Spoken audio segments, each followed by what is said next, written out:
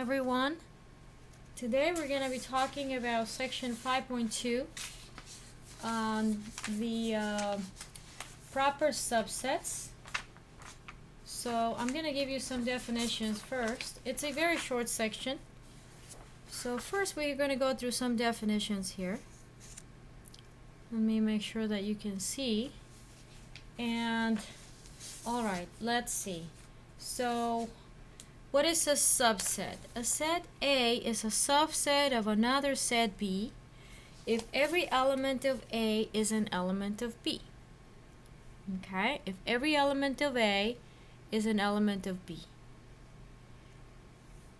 And the notation we will use for that is A is a subset of B. Now if you see a line through that notation, that's the negation of the statement. So this you would read this: A is not a subset of B. So a subset, remember, A, say any set A is a subset of another set B if every element in A is also an element of B. Now there's something called proper subsets, which is an extension of the first definition. So a set A is a proper subset of another set B if every element of A is an element of B. This is the same definition we just saw, but it has an additional condition. But A is not equal to B. Okay, so every element of A must also be an element of B, but the sets A and B cannot be equal. Okay, so what is the notation for that? We use this notation: A is a proper subset of B. Alright, A is a proper subset of B. So write these down. You can pause the video and write them down. Another definition that we need to see is the empty set. The empty set, this is the set that contains no elements.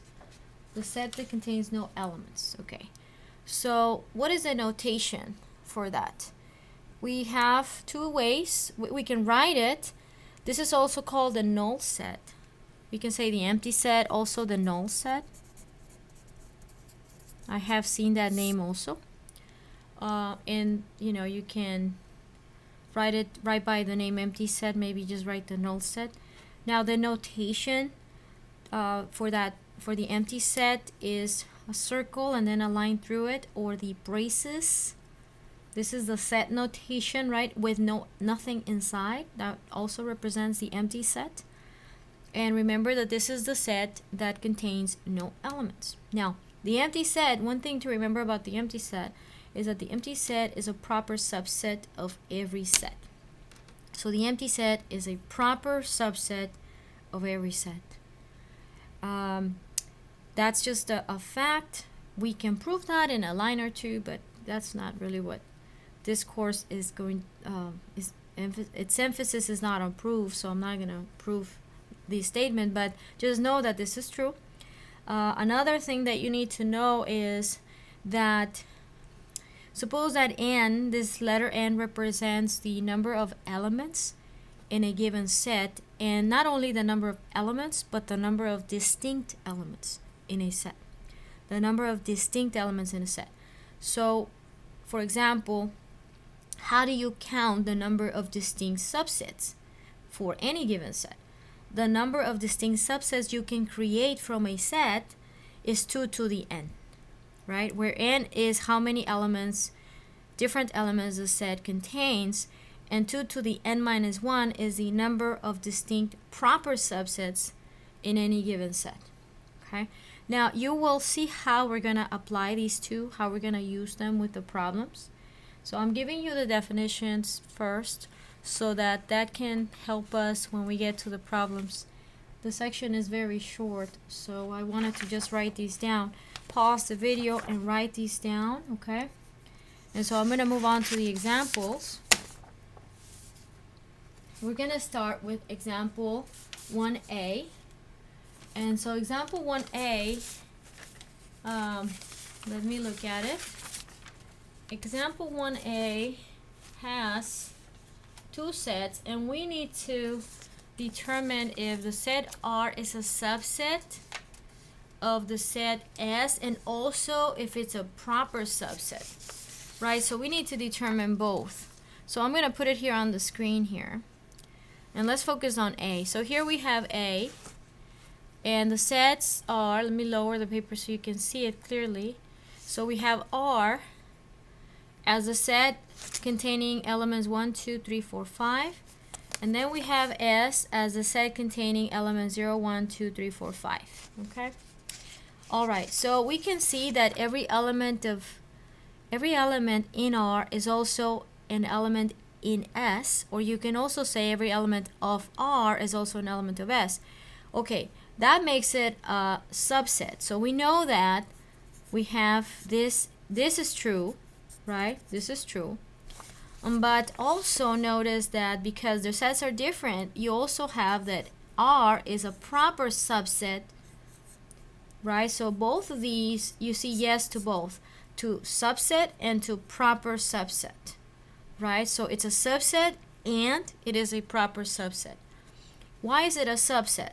So this makes it a subset because every element in R is an element of S, but it's also a proper subset because the two sets are different. Why? Because 0 is not an element of R. Okay, so you have these two. All right. And so that's 1A. And I'm going to do also 1B for you guys. 1B, here are the two sets. 1B, you have the set of all the natural numbers. And the condition is that 4 is less than x, less than or equal to 8. So if I wanted to write this set in roster method, I will get the natural numbers. Remember, the n represents the natural numbers. These are the counting numbers, 1, 2, 3, 4, 5. And so x has to be between 4 and 8, but you do not include 4 because there's no equal sign here. And you do include 8 because there's an equal sign there. So it's going to be 5, 6, 7, and 8, right, for R. And for S, you have the set of all the natural numbers and then this condition, which gives you 5, 6, 7, and 8. Notice that the two sets are the same. So here we have that R is a subset of S, but R cannot be a proper subset because the sets are the same. So R is only a subset, not a proper subset, not a proper subset. All right? So that's 1B. And I'm going to let you guys do examples 1C and 1D for practice. And let's move on to example 2. Now for example 2, I'm going to be reading those statements. Let's read them together and then determine whether we have true or false statements. And I'm going to put them right by the side here. Okay. Now, Arkansas is an element of this set. Okay. Well, what are the elements? The elements are states. That's the first thing you need to check. So, and the second thing is Arkansas part of the set? The answer is yes to both. So yes, 2A is true. Okay, 2A is true. Now, what about 2B? Arkansas is a subset of that set. Well, unless Arkansas had the set notation around the name of Arkansas, notice that that's missing. Arkansas would have to have the set notation, the braces, around the name Arkansas for this to be true, because just the state cannot be a subset. When you're talking about subsets, both of them have to be sets. So this is false. 2B is false. Okay. 2C, we have Oklahoma is a state, right? And it says that it's an element. Now, element, well, we have to look at the elements of the set. The elements would have to be sets for Oklahoma to be an element. But because the elements are just states, they don't have the braces around the names, this cannot be true. So 2C is false. 2C is false because Oklahoma is a set. And since the elements of the set that we're looking at, this big set, are not sets themselves, Oklahoma cannot be an element. Okay, now the way 2D is written, Oklahoma is a set, and so that is a subset of this bigger set. That is true because Oklahoma is a subset of that set. In fact, this Oklahoma is actually a proper subset, but it isn't wrong to say it's a subset, right? 2D is true. You have to go back to the definition that as long as every element of a set A is also an element of B, set B, then A is a subset of B. So you go back to the definition. When you are in doubt, go back to the definition and really understand the definition. Okay, why is this true? Why is it also true to say that Oklahoma is a proper subset, right? It's a subset, but also a proper subset because every element in this set is an element also of this other set. That makes it a proper subset, and also the two sets are different. Okay? Now the empty set belongs to this set. Well, we know that the empty set is a proper subset of every set, but we never said that that's an element unless it is found as one of the elements in here, and that's not the case, so 2E is false. Right, 2E is false. Now, the empty set is a subset of that set. Well, we know by definition that has to be true because the empty set is a proper subset of every set, right? So that is true. 2F is true. What about 2G? Now, 2G, you're looking at the empty set belongs to that other set. Okay, as long as the empty set, it can be an element if the elements are sets and if the empty set is one of them. I'm gonna say that one more time. The empty set can be an element of a set as long as the elements are sets themselves and as long as the empty set is one of those elements. So the elements of the set are sets themselves, as we can see that they have the set notation around them, and also the empty set is one of them. So this is true. 2G is true. And then 2H has to be true by definition, right? 2H has to be true by definition. The empty set is a subset of a proper subset of every set. This is true by definition. So 2H is also true. So go through these. Make sure you understand the logic behind each one. If you have questions, make sure you ask. You either ask me by asking for a tutoring session, or you go to Virtual Math World and ask for a tutor to explain to you how this is so, okay, if you have questions. All right, now number 3. We're going to go to number 3. And number 3 here, we're just going to use, remember I showed you how to find the number of proper subsets. So let's consider this example. I want to show you something because I think that if you see it, it may be a little bit easier to understand. So you have the set A, and I'm not gonna write the names. I'm just gonna write the letters for Clinton, Johnson, Stein, and Trump, right? You have 4 names, last names, and find the number of distinct subsets. Well, first of all, we know that 2 to the n is the number of distinct subsets. And what is n? N is how many different elements the set has. N represents the number of different elements. So here we have how many different elements? 4. 1, 2, 3, 4. So this is 2 to the 4th, which is 2 times 2 times 2 times 2. That's going to be 16. Now, we know that you have 16 distinct subsets. Okay, so that means that I can create 16 of those. How so? Well, you would begin by saying, how about I start with the main set, C, J, S, and T, right? That's the first subset itself. And then we know the empty set isn't a proper, it's a proper subset. That means that it's gonna have to be a subset if it's a proper subset, right? And then what else can I create here? I can start with C, J, the 2, the sets that have 2, and then I can do CS, right? Remember, these have to be distinct. So you CS, You cannot write SC because then that's the same set. They have to be distinct sets, right? CS and another one would be CT. So that's for the pairs, right? With the C. Then you can do also GS, right? You wouldn't do GC because GC is already here. You would do GS, right? Comma. And then you would do GT.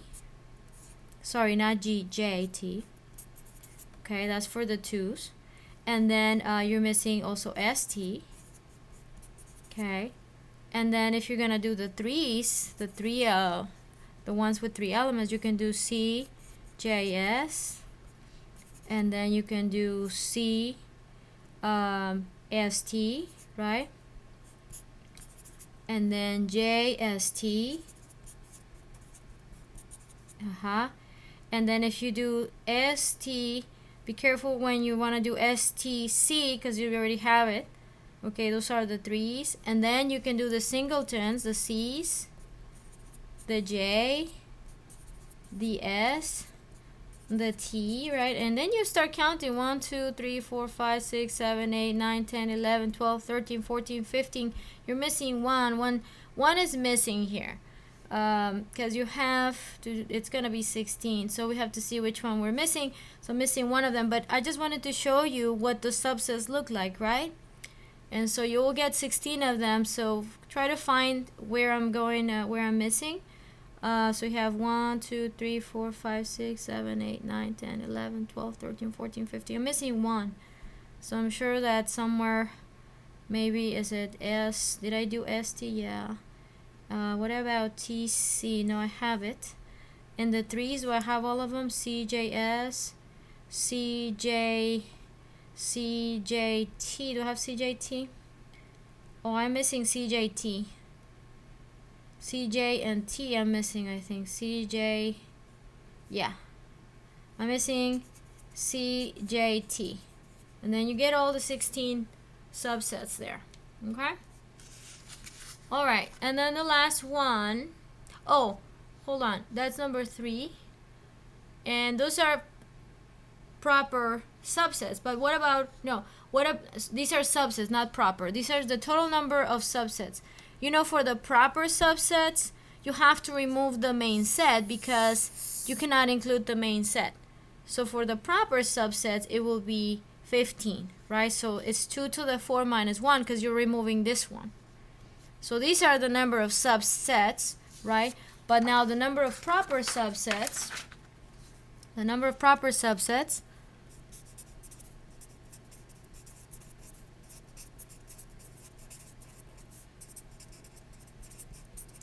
you remove 1, the main set, right?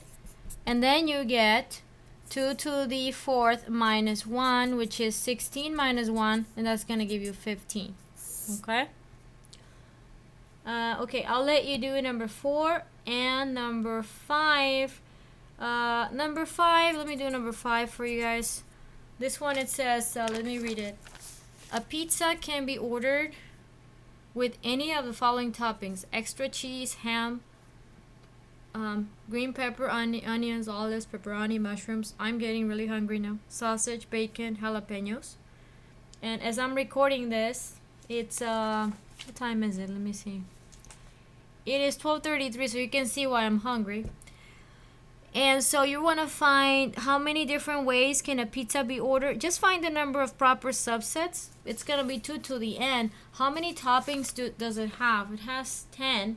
So it'll be 2 to the 10th, which is going to give you 1,024 ways you can order this pizza. Wow, that's many ways. Okay, so that is the end of 5.2. I was going to do 5.3 together with this one, but I'm gonna make a different video for 5.3. Okay, so I will stop here for 5.2 and I will do the next one soon so I can post it in the Canvas page. You guys have an awesome weekend. It's Sunday as I'm recording this, and an awesome week. Very blessed, and I will talk to you guys soon. Take care. Bye bye.